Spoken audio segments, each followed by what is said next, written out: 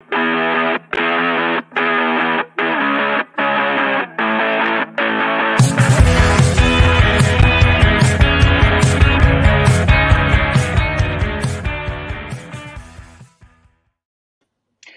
afternoon, Louisiana. Welcome to another edition of the Fantasy Roundup here on bet.nola.com. I'm Zach Ewing. That is Spencer, the guru, Urquhart, and he is here to drop some knowledge on you as we continue our weekly preview for Fantasy Football 2022.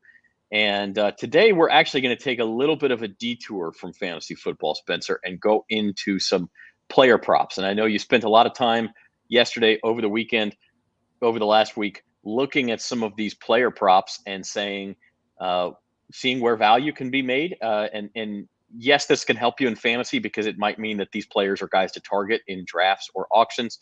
But more to the point, what we did is we took some Caesar Sportsbook totals, yardage totals, and told you over or under, and you're going to hopefully make some people some money. Yeah, for sure, man. Yeah, hopefully we can hit on these props because there's a lot of money to be made with all the different options available, and I try to go with different ones, or it's just you gotta see, with how the off season went for these guys. Like, are they getting better situations? Are they getting worse situations? How are these rookies gelling with their new quarterbacks? And there's all kind of different variables factored in. But yeah, just trying to digest it all and come up with some values because there's definitely something to be had with these props. I mentioned Caesar Sportsbook. We are powered by the Caesar Sportsbook, and like to remind you that if you have not signed up, you can do so at any point and get your first bet basically taken care of. If you win it, fantastic. You just basically doubled your money or close to it. If you lose it, you get however much you bet straight back into your account in the form of bonus cash up to $1,500. So go to NOLA.com/Caesars to take care of that promo. So let's get to some props. This is actually an appropriate day to do this because Caesars actually sent out an email talking about some of the rushing props that had gotten the most money, had gotten the least money, that sort of thing. And it's interesting. We'll talk about some of those rushers. A couple of them are on your list, Spencer. But where we're going to start is with passing yardage props. And what you've done is you've gotten a list for passers and rushers of 5 or 6 overs, 5 or 6 unders that you like, and then wide receivers, you kind of went hog wild on us and have about 10 of each. So we'll do double the wide receivers. But that'll be our show for today, and we'll kind of get back into the main fantasy lane next week. But let's dig right into it. Let's get to some of the passing props. Here's some of Spencer's best bets for over or under passing yardage. So we've got the player, we've got what the current total is at Caesar Sportsbook as of this morning. And then, Spencer, whether you like the over or the under. For sure. I guess I'll start by going over the overs I like. I like Derrick Carr's over a lot because I feel like with the Raiders, they're going to be in a lot of shootouts in the AFC West. Plus, he's got the addition of Devontae Adams there. So he's be wanting to throw more, of course, with Devontae there. I know Josh McDaniels coming from Belichick he likes to run the football, but I don't think he's going to be able to run it as much as he'd like, being that there's a tough schedule, going to be a lot of high-scoring affairs, and plus the way their personnel is, it's going to make sense for them to be throwing it. Also, like Jameis Winston's over a lot because I feel like with the Saints added weapons, man, Jameis, he's going to rack up yards through the air, especially with I like Chris Olave as well. We'll get to him later, but I feel like he's going to be able to stretch the field a little more this year. Last year, he was kind of just a little bit, on a leash per se, where this year I think he'll really bit to get unleashed and won't be a super high volume passer, but I think he'll pass for enough yards to definitely hit over that 36-25 mark. And then Joe Burrow and Kirk Cousins. Burrow I like because I feel like he's still got untapped potential. I still feel like Joe Burrow's got room for growth there, and he's got plenty of weapons. Kirk Cousins, better system, plenty of weapons there, with Justin Jefferson. Jamar Chase and Justin Jefferson, those two with their yak yards really help help out their quarterbacks with their totals. And then Trevor Lawrence, kind of like Cousins, better situation, new head coach, should be able to take a big step forward in year 2. So those are 5 overs, and a couple of high totals there that did not scare you off. Derek Carr's and Joe Burrows both up over 4,300 yards. Of course, we see passers every year get close to 5,000 yards. A big part of this, Spencer, is the guy's got to stay healthy, right? If you're betting overs, you're part of the risk that you're taking on is that, like Jameis Winston last year, well, he would have went well over 3,625 yards had he played all 17 games. As we all know, he only played about 6.5 games. So if that happens to one of these guys, your bet is just about dead in the water. So that's part of the risk you're taking on here. Yeah, good thing with quarterbacks. I mean, quarterbacks for the most part generally stay healthy, which is why with running backs there's a lot of. I think I may have put some more unders for running backs because there's with the injuries at that position, it's tough for a lot of overs to hit. But with QBs, I feel a little better since they tend to stay healthy. Uncle Big Nick wants to know if you come draft his fantasy, maybe for a percentage of his winnings, especially if you can. And for how about like an extra $50 for every place higher than Jim he finishes in the standings? Yeah, we can work something out, Nick. Let me know. We would love that. We might broadcast that live, in fact. So anyway, what I was saying is, because of the risk of injury, these numbers might be a little bit lower than if you just average out, Derek Carr should throw for 265 yards a game times 17 games. Well, he's going to go over. It's not quite that simple because you have to factor in the chance that he won't play all 17 games. Joe Burrow last year, for instance, was healthy and went over that total, by the way, but he didn't even play in week 17. So even though week 18, excuse me. So even though he was healthy, he did not play in all 17 games. So that's part of it too. And that's part of the risk that works in your favor, perhaps, if you bet unders. So tell us about some of the unders you have down here. Right. Yeah, I took a lot of the running quarterbacks that tend to be a little more injury prone for unders because I feel like a lot of these guys are, even if they do stay healthy, they're going to be very dependent on their legs. Like Justin Fields, Lamar Jackson, and Trey Lance to me all kind of fit that bill because they're guys that they're just not really pass first guys. I mean, their totals are set pretty low, so you might think, they're so low, they're gonna have to go over. But it's one of those things. I'm not really feeling like they're gonna get much over 3,000 yards passing because they're gonna be so dependent on the run. And between if they miss a few games, that's gonna hurt them as well. And I'm not really feeling them as far. I'm feeling them pretty unders, And then Russell Wilson too. I feel like his total might be the best value on this board because with Russell Wilson, he's an efficiency guy. He's not a volume passer. I don't see that changing just because he's going to Denver. If anything, I think might be even more like that because Denver's defense is very solid, better than Seattle's has been the past few years. And he's just not a volume guy. The same thing with Mac Jones, being on the Patriots. I just don't see them throwing a whole lot, and thus I see his totals not being too high yardage-wise. Glendula from Louisville checking in. How are you today? If you're here, tell us where you're watching from. If you've got a question for Spencer, either fantasy or a player prop that you had your eye on, let us know in the comments, and we'll get to you as soon as we can on these. Spencer, what is your methodology for looking at these? Are you numerical with how you're trying to determine what's a good value and what's not? Is it more based on feel? How do you determine whether you see a value in the over or the under on these?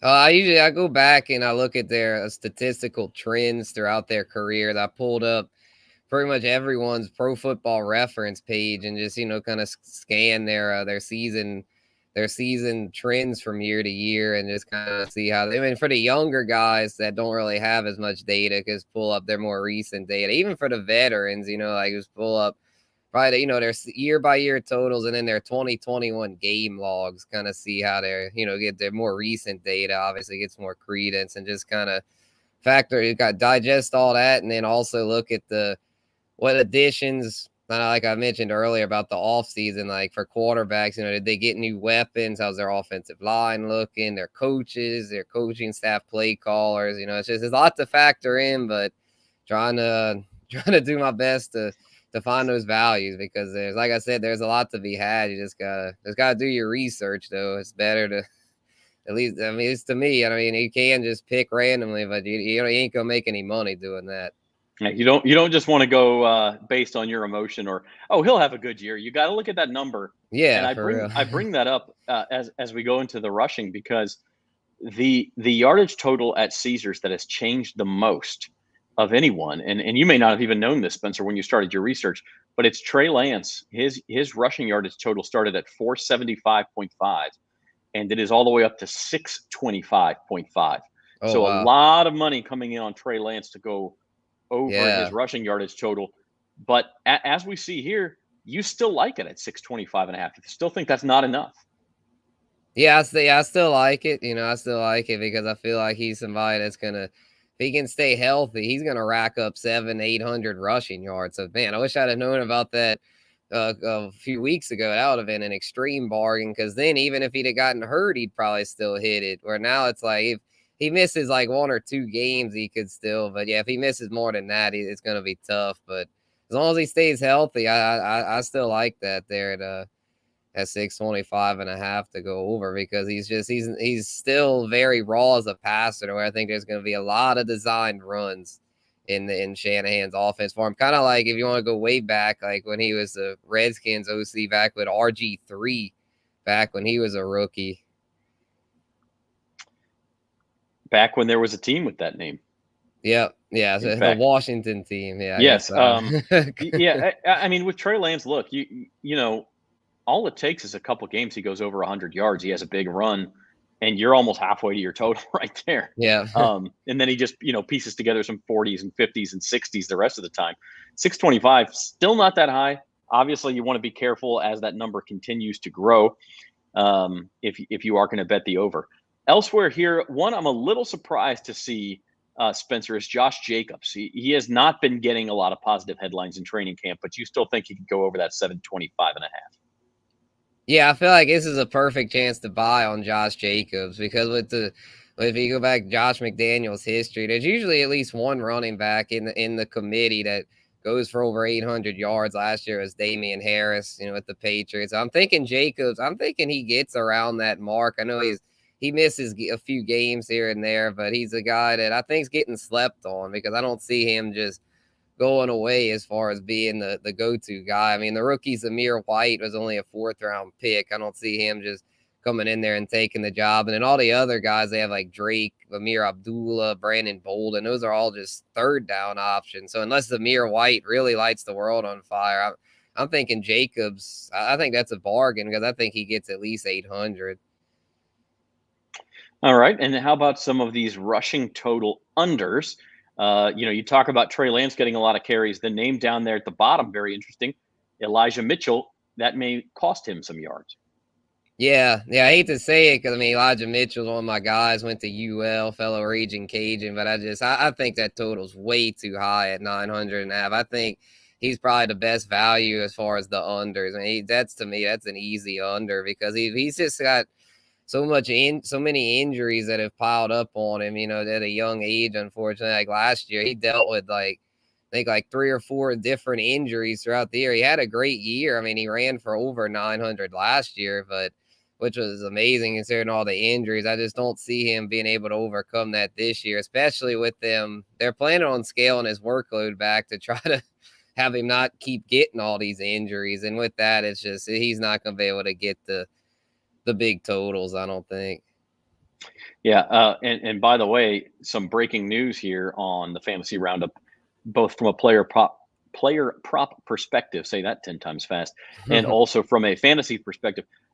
Jets quarterback Zach Wilson, arthroscopic knee surgery today. It was deemed a success. He is going to come back this season. Good news for the Jets, and I think for their skill position players. However, he is not going to start the season available. He will not be available for a couple of weeks, maybe as much as 3-4 weeks into the regular season. And so that'll be the Joe Flacco show in New York. That sort of thing for player props, you're just not going to see Zach Wilson available to bet on, because it's too difficult to determine how many games he'll play in. And so he will not be available to bet on, but it could affect how you view some Jets position players too. And I don't know what your opinion of Joe Flacco is. Whatever it is, it has to be less than it was a few years ago. And I'm not sure it was ever that high. Yeah, if anything, I think the third stringer might end up getting some reps there to Mike White, depending on how Flacco, if Flacco really struggles, because White last year in limited action actually was fairly decent, in relief of Zach Wilson. I feel like he's offers more upside than Joe Flacco, maybe a little more turnover prone. But as far as like the potential to for the skill players, I feel like White would be better.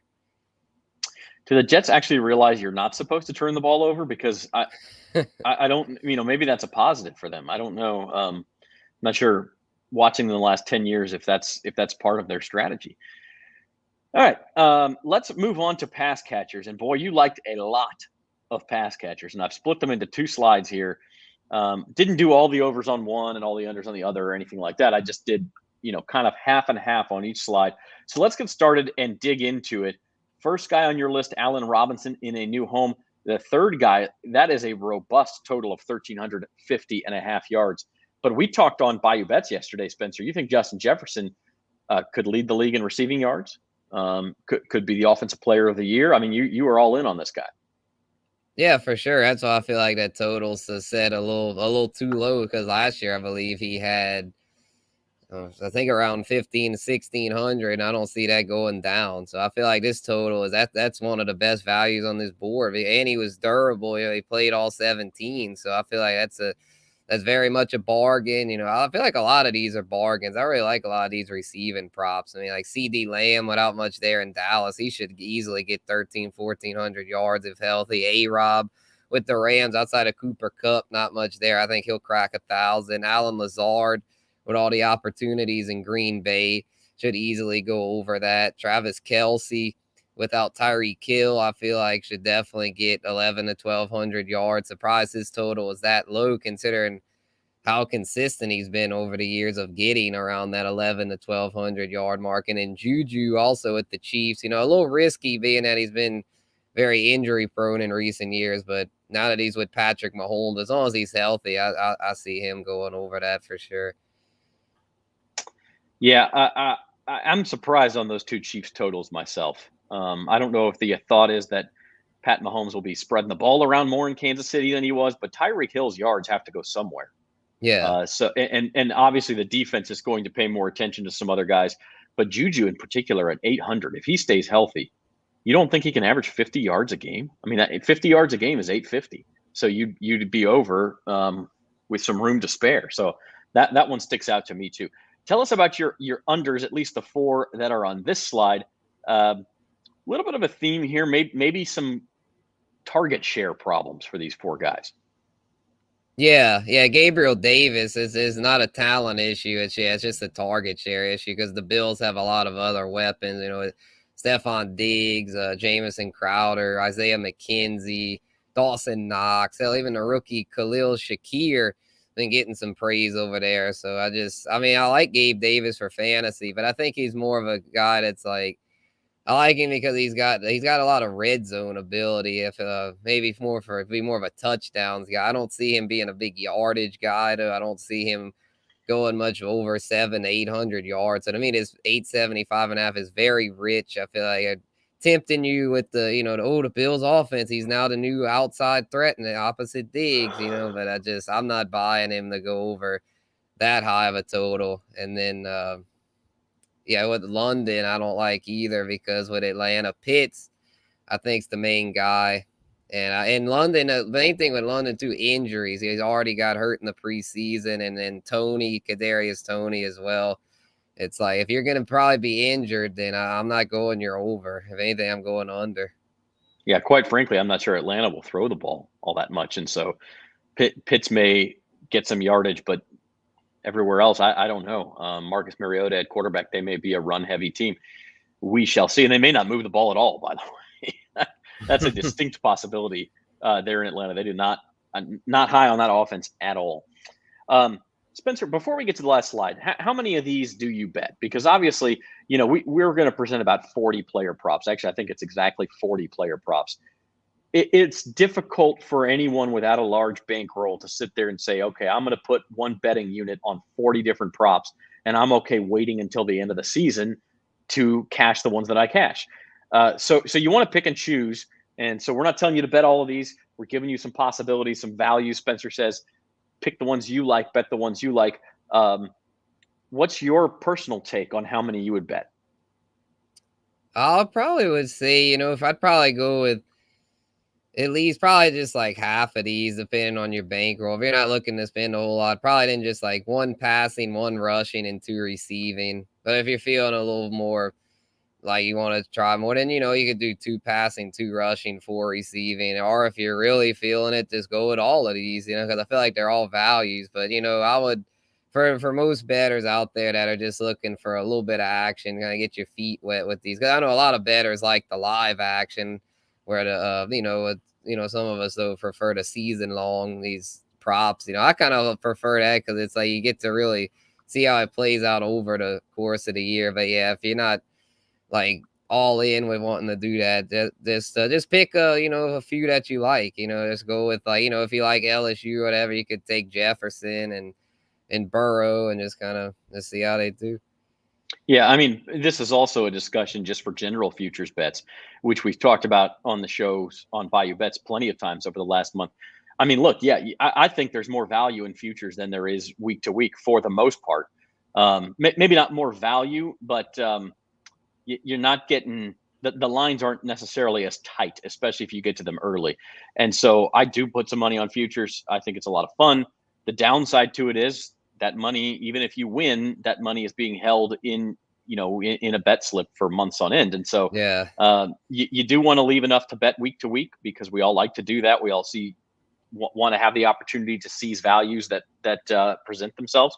But player props they're just sort of another quiver in another arrow in the quiver, I should say, where you can pick the ones you like. I wouldn't bet all 40, but if you see 5 you like, 10 you like, listen, we said if your bankroll is big enough, Uncle Big Nick, go ahead. Yeah. Well, I think yours is ahead. big enough, Uncle Big Nick, with all those golf DFS tournaments you won. So yeah, bet and them once all. that 16-way under parlay hits, 1.7 million or whatever it was, you can show us all your bet slips as you take us to World Series games. So right, we're all here for it. Page 2 of your receiving bets, Guru, we have the guy we mentioned, Kyle Pitts, 950.5. You're okay. He's a tremendous talent. I like that too, because I do feel like Marcus Mariota, like we said, not a very good offense. Kyle Pitts could become the security blanket. He's going to get a lot of double coverage, but he's a guy who could beat it. Yeah, all these guys, like the ones that have on the over, all have a lot of opportunities. I feel, Pitts for sure. I think he'll go well over 1,000, being the primary target in Atlanta. Mike Evans, I know there's a lot of mouths to feed there, but he's still the go-to guy.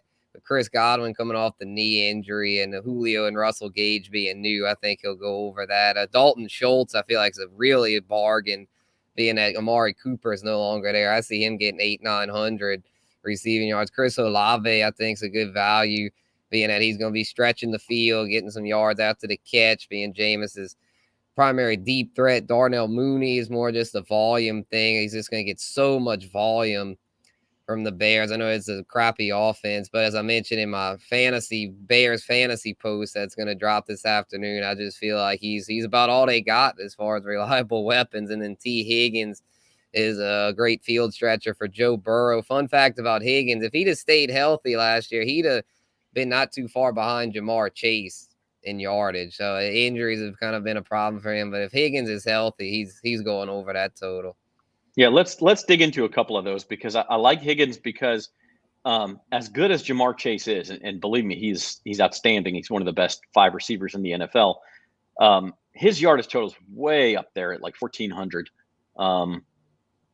A little bit of the narrative switch to Chase, and I think you're right. I think people forget how good T. Higgins is. Oh yeah, definitely. Yeah. So that's one thing I like, and then the other one I want to talk about a little bit is Chris Olave. Obviously, the total here is fairly low, 675.5. And when Jameis Winston does want to stretch the field, he's going to be the target. Now, other than that, the thing Chris Olave may not get is the consistent yardage, because those underneath targets are going to go to Michael Thomas. They're going to go to Jarvis Landry. They may even go to Taysom Hill. So that one is a little bit more risk reward for me, but you see him catching enough long ones to get over 675. Right. Yeah. So yeah, receptions. He might not have as many receptions, but I think for yards, he'll definitely get over that because he's gonna do a lot with each reception. I think he'll be kind of similar to the way Mike Williams is with the Chargers. He doesn't usually get a whole lot of receptions, but he makes the most of them because he gets a lot of yards per reception. Yeah, and that's it's super interesting because if you think about the way defenses will handle the Saints, well, you got to have coverage underneath for Thomas and Jarvis Landry and for Alvin Kamara. You got to keep an eye on him too, and so there will be some opportunities to try to take the top off of that defense. Whether Olave and Winston can take advantage of that, well, that's what you're betting on. But I agree with you. The opportunities will be there. 4 guys at the bottom. 3 good picks, and then you also went under on Treylen Burks again. No, I'm just kidding. Look, Treylen Burks, the headlines have not been good out of Titans camp. I mean, there's been a lot of controversy, a lot of, he doesn't look like he's in shape. He's not getting the targets. I personally see that as an opportunity to buy low on a guy that I like in Treylen Burks. But alternatively, this could become a lost season for the rookie where he only has a couple hundred yards. Yeah, a lot of rookies I find are just they get too gassed up. People get too hyped up over these rookies, man. Sky Moore, I just don't see him getting enough volume there. You've got Juju, MVS, Hardman, Kelsey, even CEH, running backs getting some looks. I don't think there's going to be enough for him to get a whole lot of yards. And then Garrett Wilson with the sketchy QB situation with the Jets and Elijah Moore being the focal point. I just don't see him having a very productive rookie year. And then Trey Burks is just, with the Titans not being very pass friendly and the way he's, I think he's going to get off the really slow start. Might be able to pick up enough steam in the second half to get it, but I doubt it. I don't think he's going to get more than about 600 to 700. And then Devontae Smith, I don't like either, being that they brought in AJ Brown, and now that the Eagles are a run first offense with Jalen Hurts. That's just the way they are. And I don't see I don't see them producing 2 800+ yard receivers. Yeah. All about opportunity, all about trying to project what the offense will look like. And can be a ton of fun. Some of these player props, by the way, are available mid-season. They do change as the weeks come and go.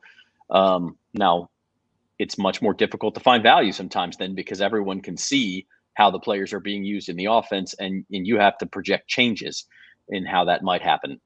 Guy that comes to mind is Deandre Swift last year, who had 400 receiving yards over the first 8 weeks of the season. Maybe it was more than that. And then he had like 100 the last half of the season because the Lions changed offensive coordinators and stopped throwing to him. So, things can change. You can't bet these in the middle of the season. But there was a 40 pack of Spencer's favorite player prop picks. And Guru, before we go, let's talk a little bit back in the fantasy world. Any news that caught your eye from the first weekend of preseason games that has affected your opinions? Yeah, there's some running back news I'd like to address as far as these rookies on the rise. The Commanders rookie Brian Robinson, very much on the rise. Antonio Gibson in the doghouse working with the third string offense today. Which I'm not saying he's banished to third string, but I am saying it's not a good sign. The coaching staff's definitely upset with him. Where that's going to be a committee. There's no denying it. And where now it's one of those things where you can still get Robinson at a good price in drafts. And I'm glad I didn't touch Gibson in any of my early drafts because his stock is plummeting. A similar situation in Kansas City. Clyde Edwards-Helaire's stock isn't plummeting like Gibson's, but it's definitely not looking good with the rookie Isaiah Pacheco really looking good in the preseason and showing like he's somebody that could be pretty good in pass protection. Might be able to, I think he'll at least leapfrog Jerick McKinnon as the number 3 and probably Ronald Jones as the number 2. And we all know how injury prone CEH is, to where if you take a shot at Pacheco in the 11th, 12th round, it could pay off. And on the flip side on that, I guess, a guy like Travis Etienne, I've got my eye on him. Oh yeah, 100%. Yeah, I mean, I've been getting him. I mean, some people been getting on me for pulling him up too high. I get him a lot of times in 12 man. I get him in the 3rd round, and I tell you, that's the price you got to pay now for Travis, because he's no secret. I mean, there's no secret that he's in line for a big year. I mean, James Robinson's still there, but he's coming off an Achilles, and I believe Travis is the superior talent. So I'm all in with him. He's one of my guys for this season, so hopefully he pays off. It's just one of those things where I'm pretty much paying. That's about as high as I'm willing to pay. If he goes any higher, I'm sorry, I can't get him. But it's just I'm willing to pay up some though. Third round, as him and Breece Hall are two guys I'm willing to reach on a little bit. Yeah, I mean, Etienne is a guy I wanted to bring up because of what you said, where he's getting more reps in camp. It feels a little bit, and this is not a perfect comparison because, look, the injury last year, you haven't actually seen him in an NFL uniform. It feels a little bit like Alvin Kamara in 2018, where it was his second year in the league, and you can get sort of ahead of the curve if you're willing to pay that premium. And I won a couple leagues that year because of Alvin Kamara. And I had just moved to Louisiana. Most of them were with people who were not from Louisiana. They didn't realize how good this guy was. In fact, I think I picked him up off waivers in 2017. And you start to realize, this guy is playing a different game than the other backs in that offense.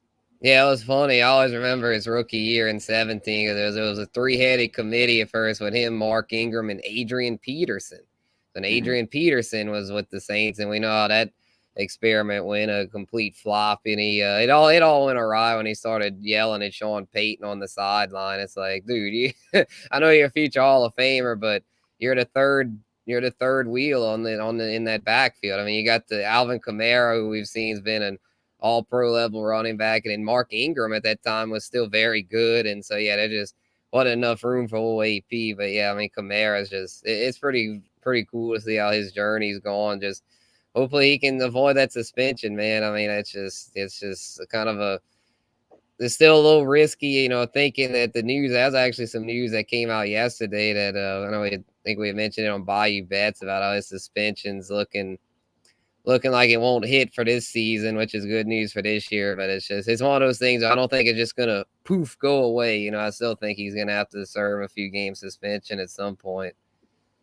Yeah, I mean, he will at some point. The question is whether it's going to be this year, and it's looking more and more, as you said, like it'll be next year. So that's a guy, if you're willing to take that risk, you can get a first-round talent, a high first-round talent, maybe a little bit lower in the draft if you're willing to make that bet. So that is it for the Fantasy Roundup on this Tuesday. We'll be back with you at 2 o'clock next Tuesday as we continue our countdown to the season. A lot more drafts rolling in, I'm sure, over the next couple of weeks. And next week we may just do some draft strategy because I think there's going to be a ton of drafts to follow over the weekend. Yeah, values and bust. Yeah, I'm 26th and 27th, and how you can structure your drafts, right? Like if you start 2 running backs, what do you do after that? If you start receiver running back, what do you do? If you're going 0 RB, what do you do? Just different strategies, ways you can structure your roster based on the way your draft goes. So that's what we'll do next Tuesday on the Fantasy Roundup as more and more fantasy football drafts get going. Until then, catch us on Thursday at 4 p.m. for the next episode of Bayou Bets, preview Saints Packers, and a whole lot of other stuff. We'll see you then. Thanks for joining us here on the Fantasy Roundup.